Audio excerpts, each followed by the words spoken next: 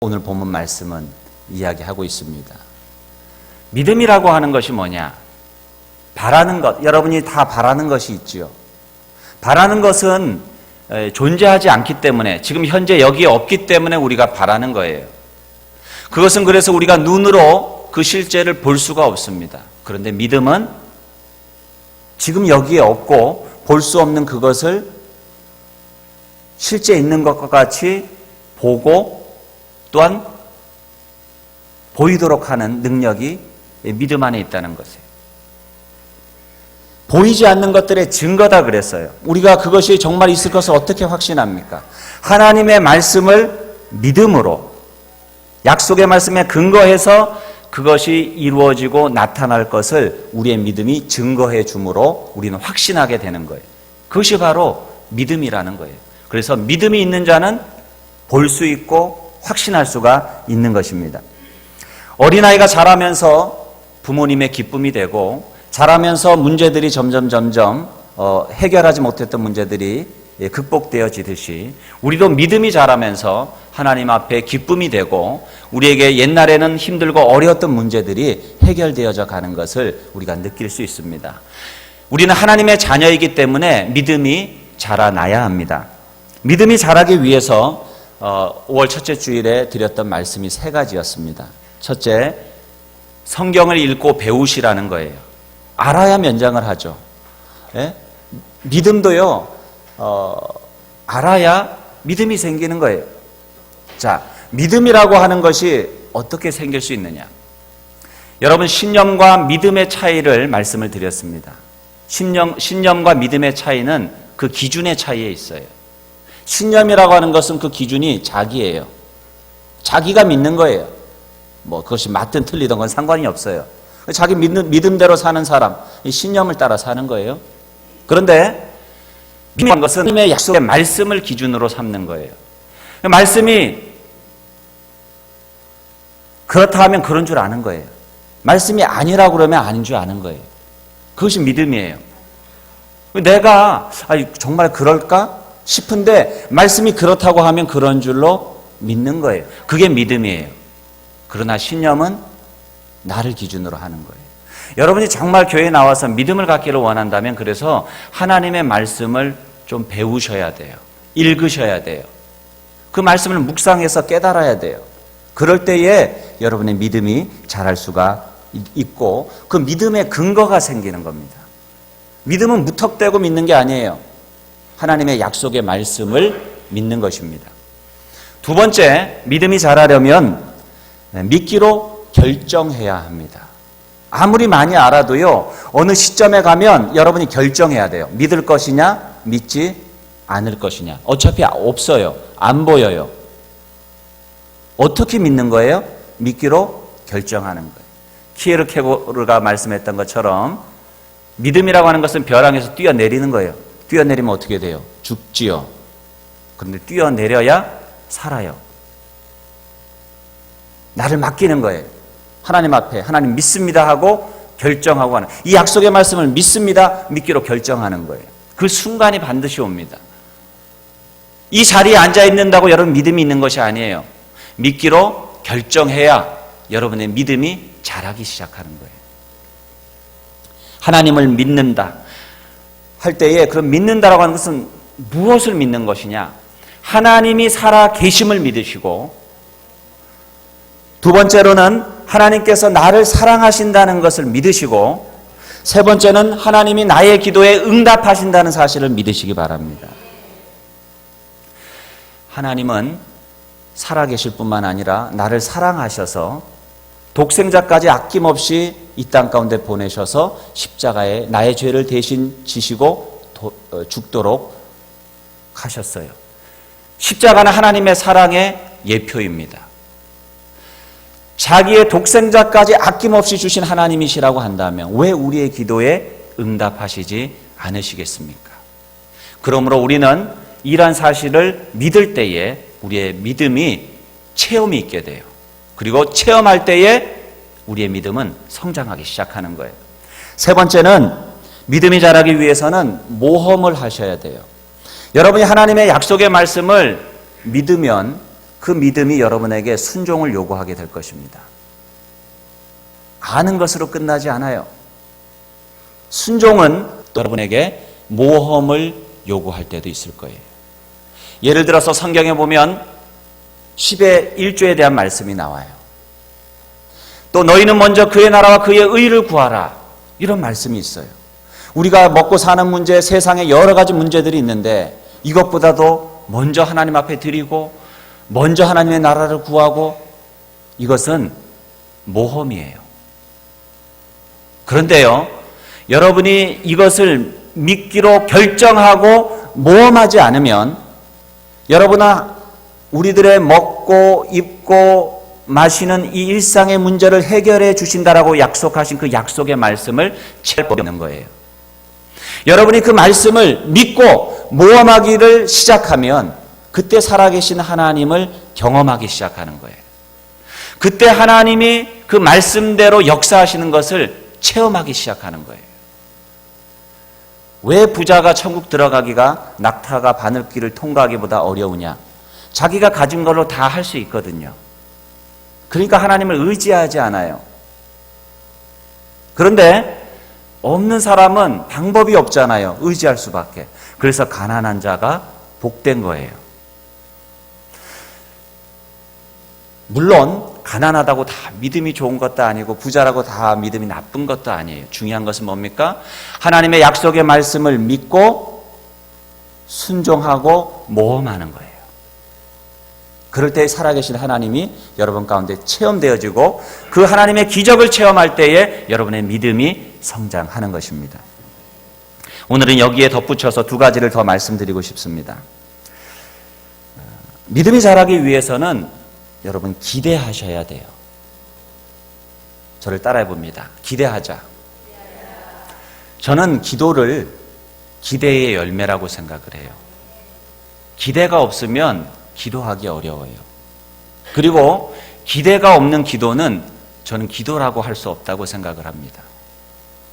기대 없이 기도할 수 있느냐? 예, 기대 없이도 기도할 수 있습니다.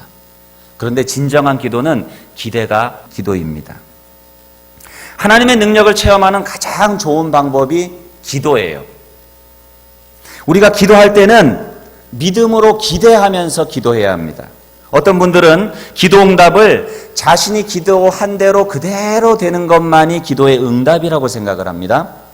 그러나 기도 응답은 내가 기도한 대로만 되는 것이 아니에요.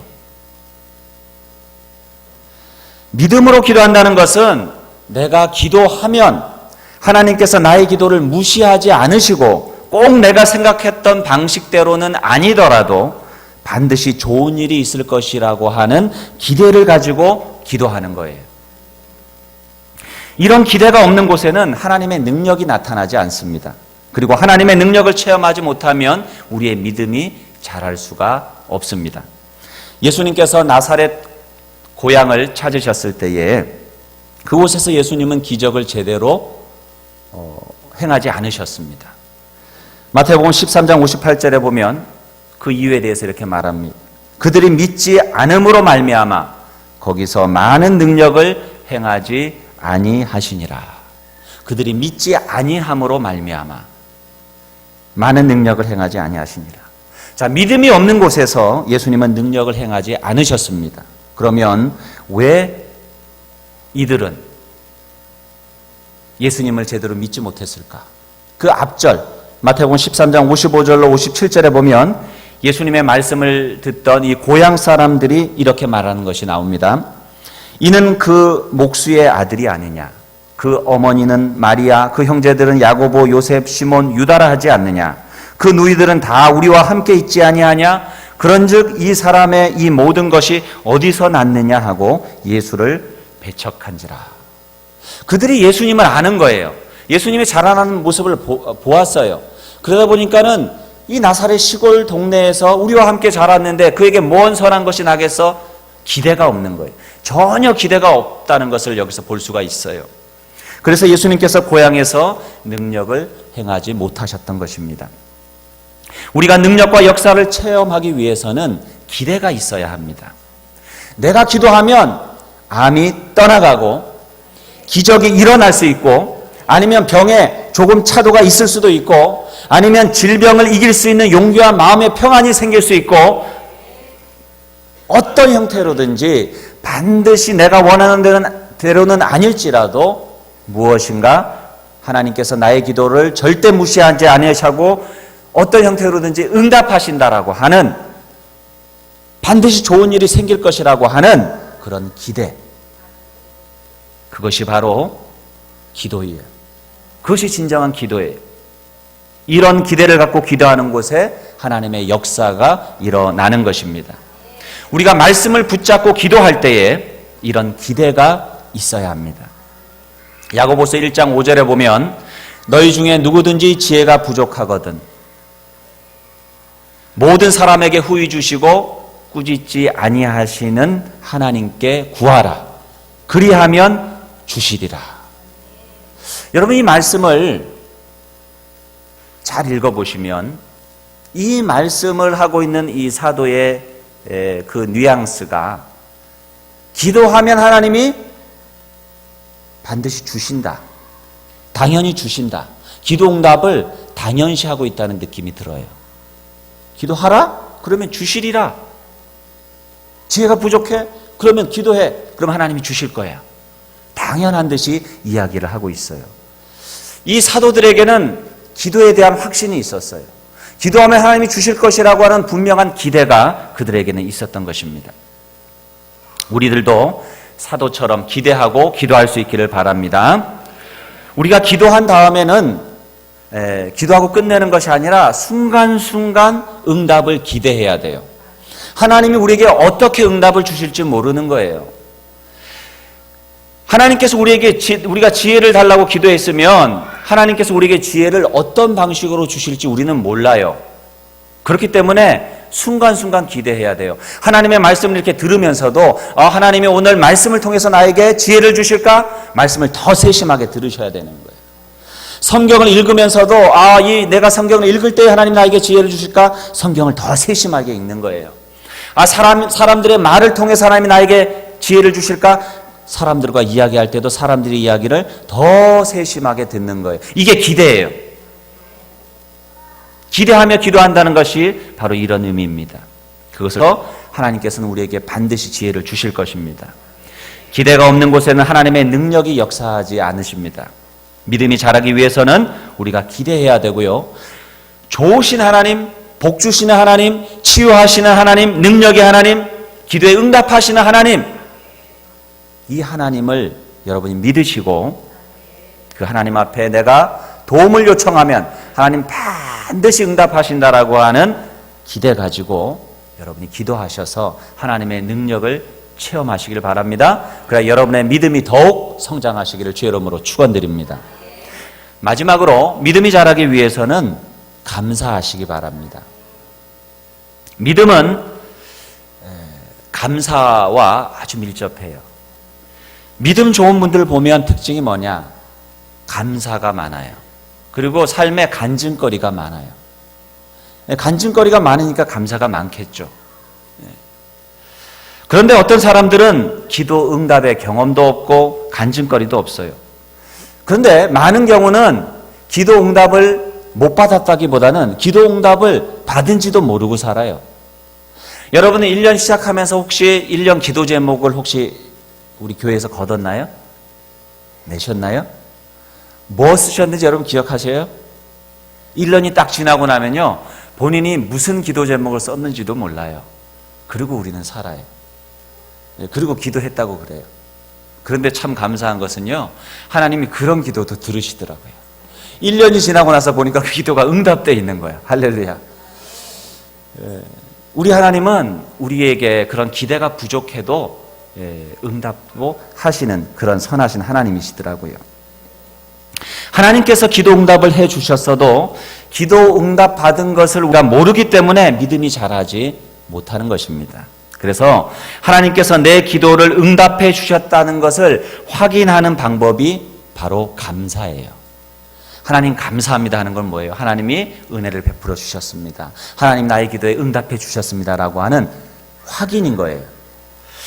감사는 내가 지금 향유하고 있는 이 축복이 하나님으로부터 왔다. 기도의 응답으로 왔다.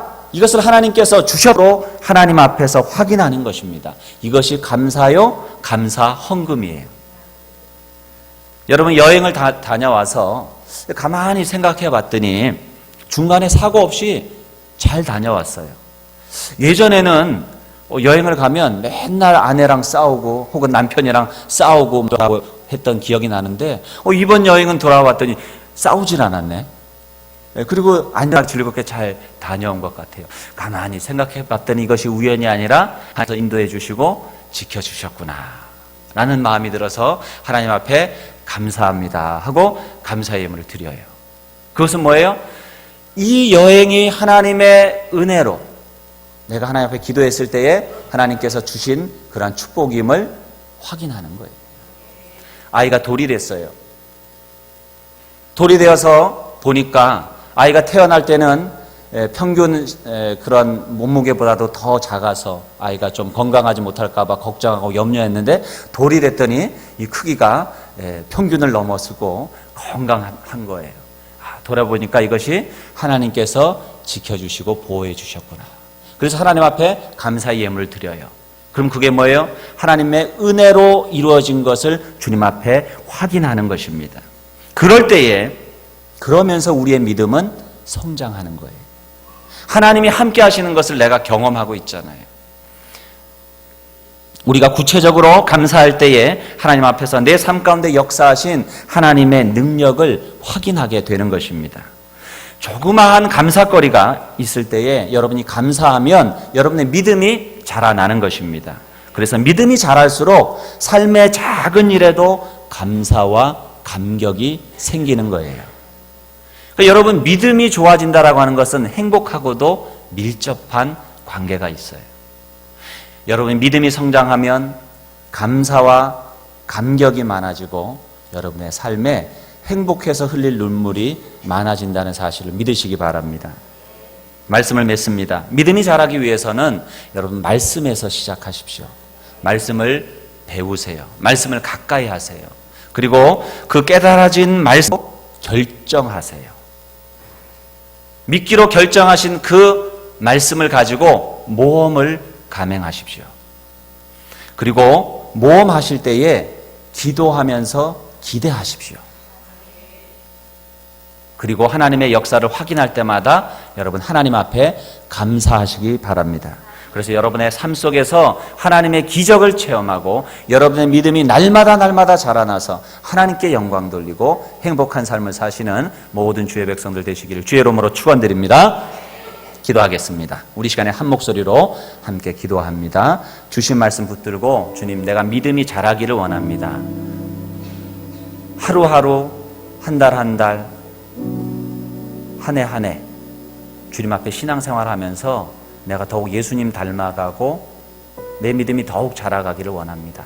하나님 오늘 받은 이 말씀을 붙들고 내가 믿음이 자랄 수 있도록 은혜 베풀어 달라고 우리 다 함께 주님 앞에 기도하며 나아갑니다. 기도하겠습니다. 살아계신 하나님 은혜를 감사합니다. 아버지 하나님 이 시간도 하나님 저희들을 불러주시고 인도하심으로 아버지 하나님의 말씀 가운데 서게 하시면 감사합니다.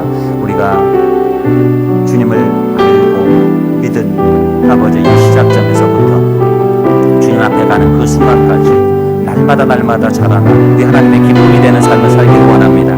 우리가 말씀을 더 깊이 읽고 묵상하고 배우고 체험하게 하여 주시고 우리가 배운 말씀을 일정하게 하여 주시고 결단하게 하시고 그 말씀을 따라 순종하며 모험하기를 마다하지 않게 하여 주옵소서. 또한 우리가 그 말씀을 따라 살아갈 때에 기도하며 기대하게 하여 주시고 또한 감사하며 우리 삶에 베푸신 하나님의 은혜를 확증하는 삶을 날마다 살아갈 수 있도록 도와주시옵소서. 하나님을 찬양합니다. 주의 이름을 높여드립니다. 주님 영광을 받아 주시옵소서. 이 시간도 역사하실 그 주님을 기대합니다.